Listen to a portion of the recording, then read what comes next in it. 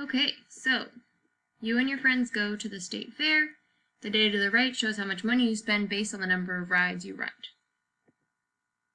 Independent variable in this scenario is going to be what you control directly. That's going to be the number of rides.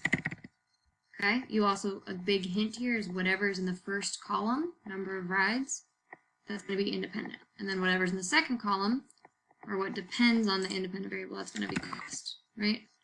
So cost depends on the number of rides. Cost depends on the number of rides. Okay, so now we need to graph the data in our graphing tool. And if you need step-by-step directions for how to do that, you go to this document. So you can open this document, and it'll give you step-by-step directions for how to do that. Okay, I'm going to show you that step-by-step direction right now in this video. Okay, so first step we need to do is we need to change our labels of our axes here to the IV and DV in the problem. So independent variable, number of rides, okay, with units R. For all of our axes need to have units, and then the dependent variable will be cost, and our units in parentheses is the dollar sign. Now we're going to put our data in.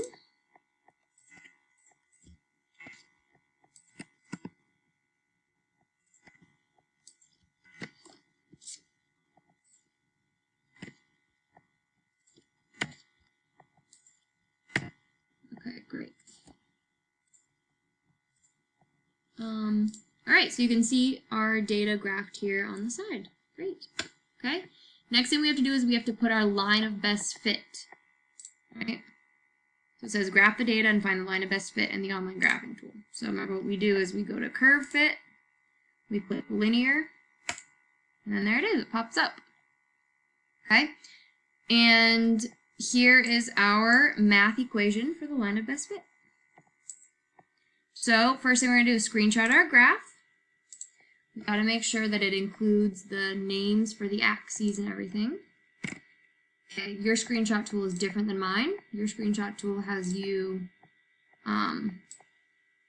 Control Shift change screen button. But this is what you want to be screenshotting, about this much. Okay? And then you put it right in here. You're going to need to put it in there by doing Insert, Image, Upload from Computer.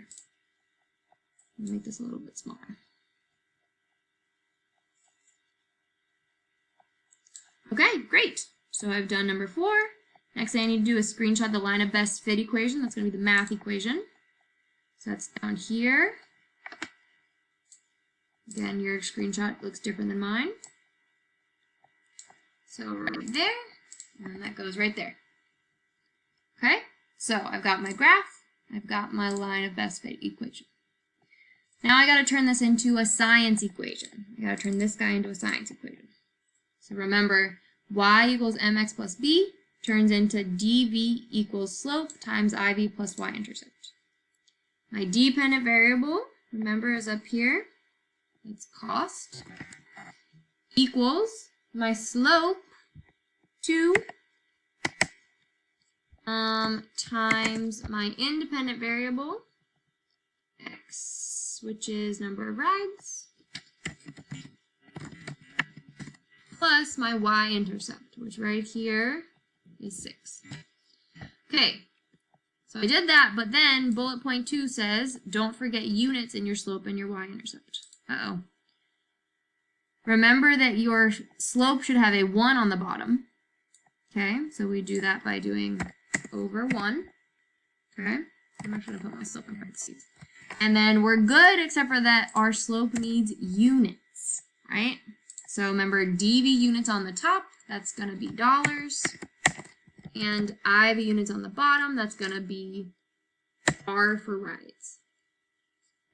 Okay, so this is basically saying to me, with the slope being $2 over 1 ride, that means every ride costs an extra $2, right? That's what the slope really means. And then my y-intercept also needs units, okay? And so here's my y-intercept. And the units for that is going to be dollars because it's on the dependent variable axis. Okay, and that makes sense too because we know that our cost is going to be in dollars. So our if we're adding $6 to something, that gives us cost. Okay. Then the last step is how many rides can you ride for 24 bucks? Show your work or explain your reasoning. So you're going to come up here, you're going to look for 24 bucks, $24. That's going to be on this side of the graph. You'll go to the line, then you'll come down, okay? And that's going to be your answer. You're going to read the graph. Alrighty.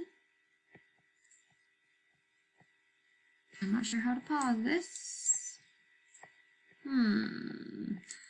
My first time using this.